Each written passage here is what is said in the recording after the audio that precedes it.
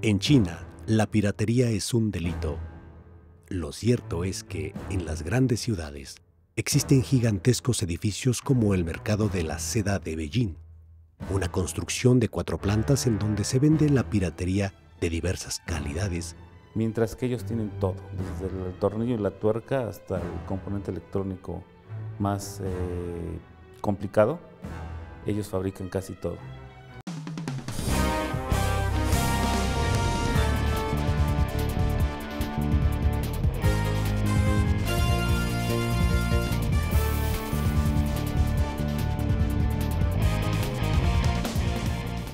Bienvenidos a Global 22, un programa de análisis del acontecer internacional. Como siempre, agradecemos la atención de sus mensajes a nuestro Twitter y lo invitamos a quedarse en un programa que tiene que ver con la piratería y al que hemos intitulado Pepito Inc. Vamos a ver esta nota para conocer más del tema. En China, la piratería es un delito, o al menos así busca mostrarlo su gobierno a través de operativos públicos en centros escolares. Destruyen toneladas de producto pirata, en su mayoría CDs, DVDs y dispositivos tecnológicos. ¿Cuáles son las dimensiones de esos productos apócrifos incautados? En el libro de las maravillas, Marco Polo describió el gran canal de Yangtze. Por sus aguas transitan más mercancías que por todos los ríos cristianos e incluso por su mar. Un día he visto navegar 15,000 barcas de una vez. De ese tamaño ha sido su comercio y también lo ha sido su producción pirata. Las penas para los responsables de los productos pirata son de 6 años y medio de cárcel y una multa de hasta 3 millones de yuanes, lo que equivale a cerca de $484,000 al tipo de cambio actual. Lo cierto es que en las grandes ciudades existen gigantescos edificios como el Mercado de la Seda de Beijing, una construcción de 4 plantas en donde se vende la piratería de diversas calidades y divididas en este orden. Original Copy, aquella donde es necesaria una lupa para descubrir que no es un producto original. Copy A, la que tiene otros colores, materiales y olor al producto de los escaparates. Mantiene el mismo diseño, logo y marca y su precio disminuye. Copy B. Aquí la imaginación levanta el vuelo. No solo es notable la baja calidad y precio, también se permite crear nuevos diseños que no se encontrarán en almacenes de Milán, París o Londres. Ya no hay trabajo fino. Y por último, la Copy C, la más burda, inimaginativa y barata de todas. A México arriban en los cargueros las calidades B y C. Esa piratería comprada por mexicanos en China entra a los puestos aduanales controlados por el crimen organizado y la corrupción de las autoridades. Pasear por estos mercados en China permite ver al lagarto de las camisetas con el hocico cerrado, abierto, volteado a la izquierda, a la derecha, con la cola erecta, relajada o extendida. Y por el idioma, el comprador no se preocupa. Los vendedores hablan el suficiente inglés, francés, italiano, español y alemán como para regatear los precios. 130. 150. No, only this. Pequeño. Sí. Lindo, lindo. Pero la piratería de productos va más allá dentro de China. En ese país de 5,000 años de historia existe la piratería de identidades, productos, marcas y hasta de franquicias. Una gran tienda de computación podría engañar al mejor seguidor de Steve Jobs. Una hamburguesa con corona podría no ser de sangre azul. Un automóvil británico podría tener los faros rasgados. Los guerreros de terracota de una exposición itinerante podrían ser de cemento. Pero no todo es así en China. Bueno, pues ahí tiene el tema de hoy. Y para hablar de tenemos al experto y especialista en propiedad intelectual, profesor del Tecnológico de Monterrey, al maestro Carlos Hernández León, al que le damos la más cordial bienvenida. Carlos, bienvenido, muchas gracias por venir. Ileana, muchas gracias por la invitación. Bueno, Carlos, pues tenemos un tema muy importante. Sabemos que durante mucho tiempo y hasta la década de los 90, antes de la entrada en vigor del Tratado de Libre Comercio de América del Norte, Tepito, el barrio de Tepito en la Ciudad de México, en este país, eran el centro por excelencia, no solamente de recepción, sino también de comercialización de productos pirata. Yo te preguntaría, en principio, ¿qué es la piratería? ¿Qué aristas incluye? ¿Y qué ha pasado con Tepito desde esa fecha hacia acá? Perfecto, Ileana. Mira, la piratería a veces es mal llamada por las personas como tal y no suelen distinguir entre lo que es la piratería meramente, que se refiere a obras intelectuales de derecho de autor, y la falsificación de productos. La gente lo habla por igual. Sin embargo, cuando se refiere a una persona a piratería, se refiere a reproducciones idénticas, similares, de obras intelectuales como son videogramas, fonogramas, videojuegos, etc. Y por lo que hace a la falsificación, se refiere a falsificación de productos con una marca registrada. Entonces, hablando de manera global, la propiedad intelectual abarca estas dos. La propiedad intelectual abarca el derecho de autor y su protección, y por el otro lado, el derecho a la protección de los signos distintivos. Eso es la propiedad intelectual en un sentido amplio, y es a lo que la gente de manera común se refiere a la piratería. Me piratearon un disco, me piratearon una marca, pero al final del día es eso. Ahora, por lo que hace al tema que mencionas de Tepito y cómo ha evolucionado, te puedo comentar lo siguiente. Tepito, por excelencia, ha sido reconocido como un lugar donde se vende la piratería del país, o principalmente del Distrito Federal. Sin embargo, hay que hacer un análisis de esto. Tepito, a partir de 1970, 1980, era la cuna, sí, de la fayuca. Y de ahí se empezó también a comercializar productos pirata. Sin embargo, a partir de la entrada en vigor del Telecán y de los tratados de libre comercio que México ha celebrado, la piratería en sí se ha difundido a diferentes lugares y no solamente a Tepito. De ahí que consideramos, a veces los expertos en materia de propiedad intelectual, que Tepito no es la cuna de la piratería. Y más hoy en día que gracias a los avances tecnológicos, si tú decides clonar evidentemente de manera ilegal, un videograma, un fonograma, lo puedes hacer inmediatamente a través de tu casa, de un lugar distinto a lo que pudiera ser un centro de distribución como es considerado o fue considerado en su tiempo Tepito, ¿no? Y por el otro lado, si quieres reproducir una marca y eres alguna persona física o moral que tenga la intención de invadir o de confundir al público consumidor, también lo puede hacer. Hoy en día Tepito no es el centro tal cual de este tipo de negocios.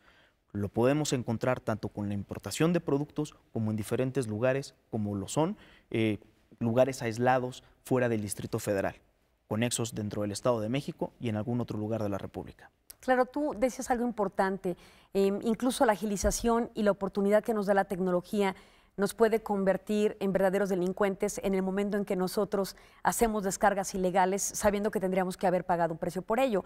Esto me lleva a la reflexión y te pregunto, ¿por qué a veces no se hace una distinción entre los tipos de delitos? Si se comete un crimen, generalmente las personas dicen cometió un delito muy grave, pero si cometen piratería, la gente no dice se cometió el delito de la piratería como si fuera algo natural, el hacer, por ejemplo, descargas o reproducciones ilegales de algún bien. ¿A qué crees que se deba esta cultura que se ha generado? Yo creo que es derivado de la propia idiosincrasia del mexicano. Al final del día, el mexicano se encuentra con la piratería en la esquina de su casa, en los mercados sobre ruedas, en un sinfín de lugares en el que al final del día converge con ella. ¿Qué quiero decir con esto? Y el ejemplo que pones es muy puntual. Si una persona comete un crimen contra la vida de alguien y es sancionado por la ley, pero también por la sociedad de una manera moral. Si una persona viola los derechos de propiedad intelectual de otra, de manera moral no es tan sancionado como lo puede ser sancionado dentro del ámbito moral, como una persona que acaba de cometer un crimen contra una persona. Bien. Carlos, te pido que me acompañes a una pausa y regresamos.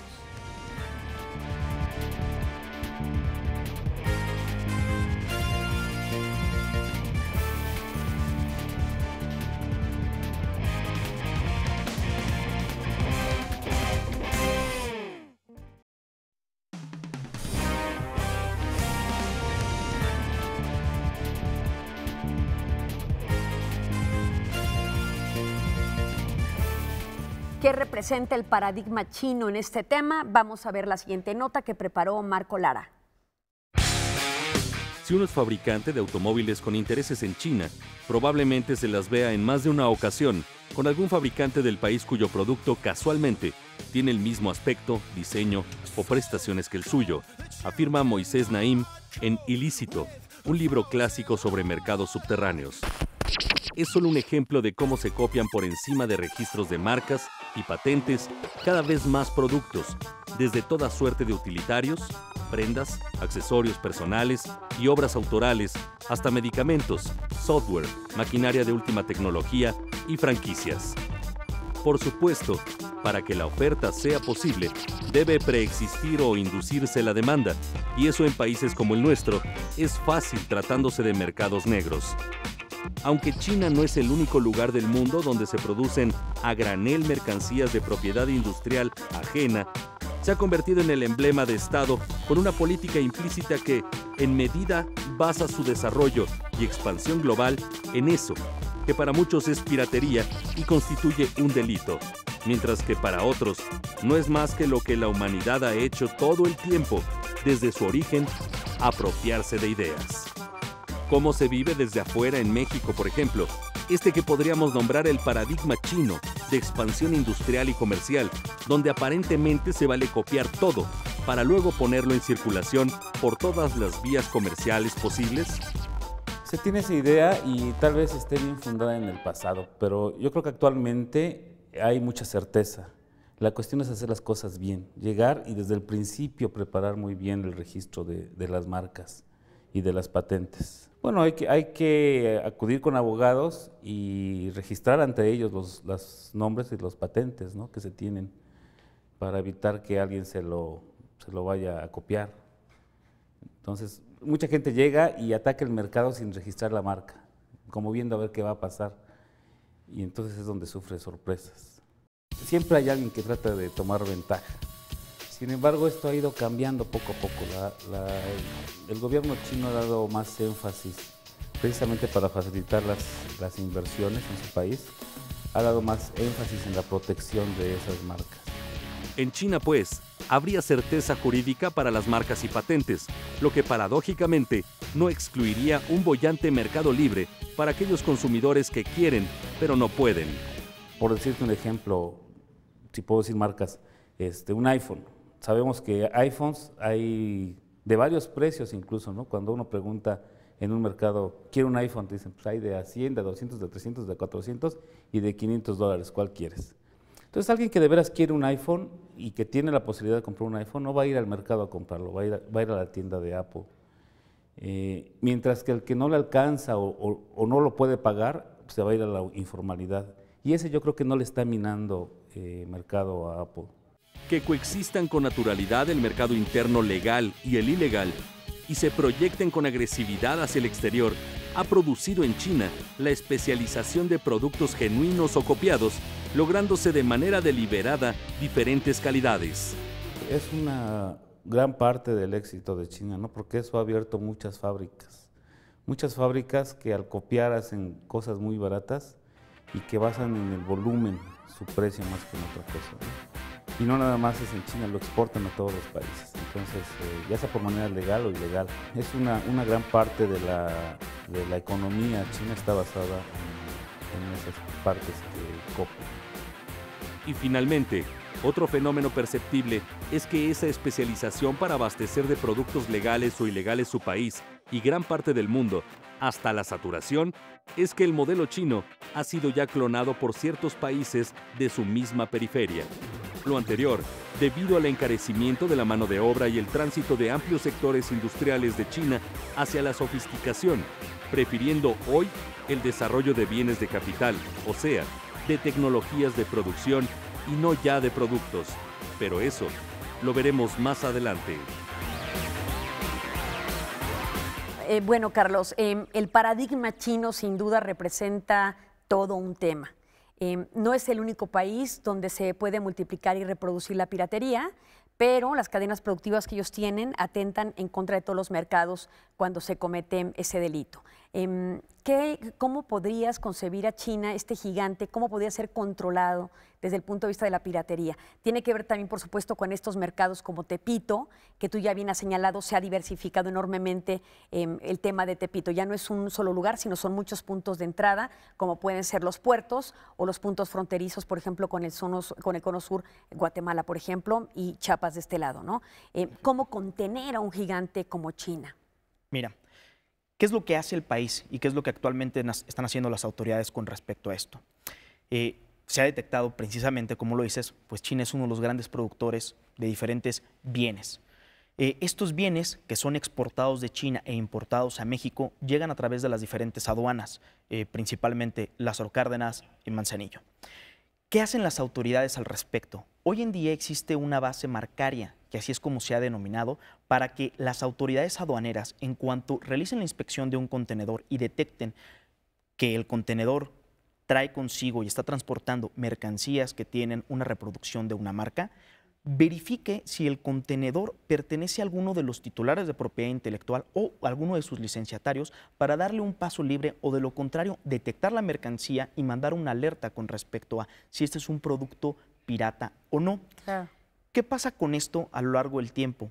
Pues que las aduanas no se dan abasto para poder realizar esta actividad, pese a que es una actividad muy importante y que va de la mano con los derechos de propiedad intelectual de los titulares que ejercen acciones en contra de las mercancías que se detectan. Las autoridades no se dan abasto para revisar todos los contenedores. Como sabes, se realiza como la actividad en el aeropuerto. A algunas personas les toca el semáforo verde y pasan sin alguna inspección, y si a alguno de esos contenedores les toca el semáforo rojo, pues evidentemente tendrá que revisarse la mercancía. Podría detectarse si es o no de procedencia ilegal. Así es. La gente, volviendo al tema de la parte de Tepito, pues involucraba a Tepito, sinónimo de China. Sin embargo, no es necesariamente que los productos vengan de China, pueden venir de algún otro país asiático. Y nos hemos percatado a lo largo de la experiencia que hemos tenido que no solamente las personas que vienen de China o productos que vienen de China son los que falsifican marcas, sino por el contrario, hay productos coreanos, hay personas de Corea que se dedican a realizar este tipo de productos. Y no por decir alguna nacionalidad en específico, sino porque en sí se ha detectado que la gran mayoría de los productos provienen de países asiáticos. A mí me llama la atención que en uno de los últimos índices que sacó la American Chambers o la Cámara de Comercio de Estados Unidos en relación a las ganancias obtenidas de la piratería, se decía, por ejemplo, que en México los mexicanos ahorraban por comprar piratería hasta 50,000 millones de pesos al año. Pero en proporción a lo que pierde la industria por el concepto de la piratería, era arriba de 950 millones de pesos anuales. Entonces hay un daño significativo a las economías por acudir a este tipo de mercados, pero también te preguntaría, no solamente son los productos los que pueden ser sujetos de la falsificación, ¿pueden falsificarse los servicios? ¿Puede haber una piratería también de servicios? Mira, por lo que respecta a la primera parte de la pregunta, yo creo que al final del día la piratería en sí llega a abarcar diferentes tipos de cuestiones, también como pueden ser los tipos de servicios, ¿no? Nos hemos encontrado que hay empresas que falsifican o, si no falsifican en sí, resultan realizar adecuaciones dentro de sus denominaciones sociales o dentro de la gama de servicios que ofrecen, tratando de asemejarse a algún otro servicio que esté en el mercado, que esté registrada la marca principalmente de este productor de servicios o prestador de servicios. Muy bien. Entonces crean esa confusión. Claro, y ahí viene el engaño al consumidor. Acompáñame a hacer una pausa y regresamos pronto.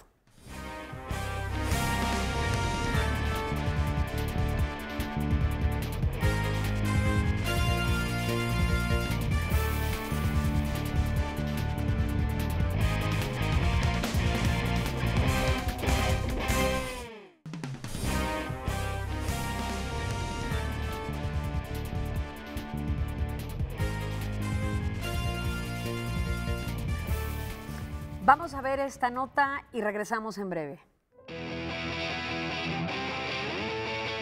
Hoy día China está en todas partes, escribe Ted Fishman en China S.A., propulsada por el sistema económico a gran escala que más rápidamente cambia, influye en nuestras vidas como consumidores, trabajadores y ciudadanos.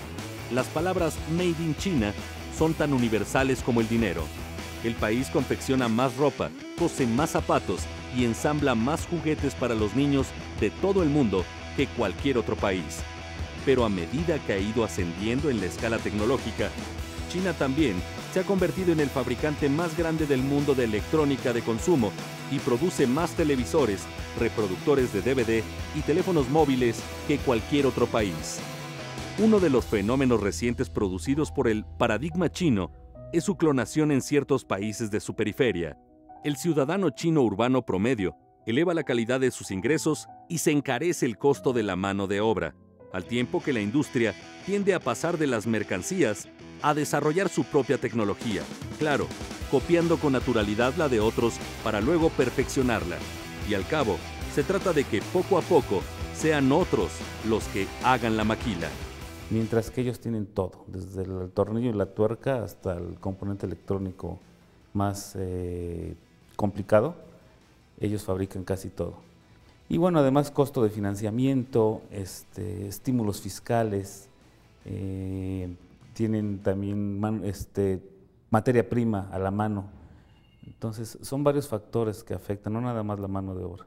China empezó precisamente con la industria textil, la zapatera, la juguetera, a crear productos muy baratos. A medida que la mano de obra en China se fue incrementando, esa industria se ha ido saliendo hacia Indonesia, Vietnam, Filipinas, etcétera, ¿no? Myanmar. Y entonces, buscando mano de obra más barata, ahí sí es más barato. Y eso es lo que hace que se inunde el mercado. A mí lo que me llama la atención, o lo que nos llama la atención, es que no es realmente tanto que el chino haya venido a competir, sino que son los mexicanos que muchas veces detienen su industria, paran su fábrica y prefieren ir a comprar e importar. Esto explica que en México, por ejemplo, por ambas fronteras y a través de los más diversos canales formales e informales, en tianguis, plazas y mediante vendedores callejeros, en espacios públicos de todo tipo, fluya a granel toda la variedad imaginable de mercaderías de diversa procedencia asiática. Parte de esos flujos comerciales obedece además a la decisión de industriales de pasar de productores a intermediarios. Porque precisamente en la industria en la que nosotros estamos en este momento, encontramos ese problema, que no podíamos competir con la competencia China, Taiwán, Corea. Y hicimos una fórmula distinta. Fuimos y pusimos una fábrica en China para suministrarnos la materia prima que nosotros necesitamos aquí en México. Y entonces nos volvimos a ser competitivos, ¿no? Y no hemos cerrado la fábrica, al contrario, hemos crecido. Ellos están atacando más la tecnología. Ellos tratan de cada vez hacer más productos con un valor agregado y con tecnología, para evitar ser simples maquiladores de textil o de zapato o de juguete. Ahora las empresas que salen de China para buscar en sus alrededores mano de obra más barata que maquile, no son ya solo de capital local. En parte sí, pero también son muchas empresas americanas, europeas, que han decidido salirse de China y colocar sus fábricas en otro lugar, en Asia. Por último, otra faceta del paradigma chino es la recolonización depredadora de África, buscando ya no mano de obra. Bueno, los chinos principalmente lo que buscan en África es materia prima. Eso es primordialmente, minas, petróleo, lo que puedan extraer de recursos naturales de África, ¿no? Y eso pues trae muchos problemas, porque dedicarse solamente a las materias primas es no dar ningún valor agregado y causa eso, ¿no? Que sea realmente mano de obra muy barata y de que empiecen las cosas ilegales también a inundar el mercado de ellos. Al final, mientras en México seguimos limitando la comprensión de esta compleja realidad al cliché xenofóbico de los chinos invasores, el mundo sigue cambiando, no solo al son que toca el paradigma chino, sino buscando clonarlo en busca del auge económico. Érase una vez el mundo de la copia, de la copia, de la copia. Pues Carlos, tenemos de verdad que poco tiempo para terminar este programa. Me gustaría que fuéramos concluyendo y te preguntaría, ¿Qué están haciendo los estados y los países en el mundo para contener este fenómeno de la piratería? Mira, yo creo que, como hace rato te lo explicaba, la parte de las aduanas, la Organización Mundial de Aduanas, específicamente diferentes países se ponen de acuerdo y hoy en día se mandan alertas entre las aduanas. Tienen una gran conexión e interacción entre ellas para ser sabedores de cuándo la mercancía está trasladándose de un país a otro. En México tenemos un problema con respecto a ese tipo de mercancías, las mercancías de transbordo. Si a México llega alguna mercancía de China y esa mercancía está en un tránsito temporal porque va a pasar por México nada más temporalmente y va a ser dirigida a otro país para su ingreso, nosotros no podemos actuar y es uno de los problemas graves que tenemos. Sin embargo, gracias a esta interacción que hoy en día tienen las aduanas, lo que se hace es que esa interconectividad tengan comunicación entre ellas, mandándose las alertas de va un contenedor con mercancía que aparentemente puede falsificar una marca o con mercancía pirata. Entonces, eso es lo que hace realmente los estados actualmente. Pero tú estarías hablando, por ejemplo, desde lo que hacen desde el punto de vista del gobierno y lo que es la función pública para contenerlo. Exacto. Pero, por ejemplo, en materia de sanciones, me imagino que es como una política pública global donde no solamente es que las aduanas mejoren su quehacer, que se comuniquen de manera más efectiva de estado a estado, sino que incluso, por ejemplo, haya un sistema educativo que oriente a los individuos a tener conductas con mayor ética o mayor legalidad, pero también incluso las sanciones punitivas. ¿Existe alguna inhibición de los consumidores a la compra de las falsificaciones cuando encuentran sanciones más altas? ¿Y qué pasa con los productores de la piratería? ¿Existe alguna acción policíaca para poder contenerlos? Sí, sí existen para ambas cuestiones.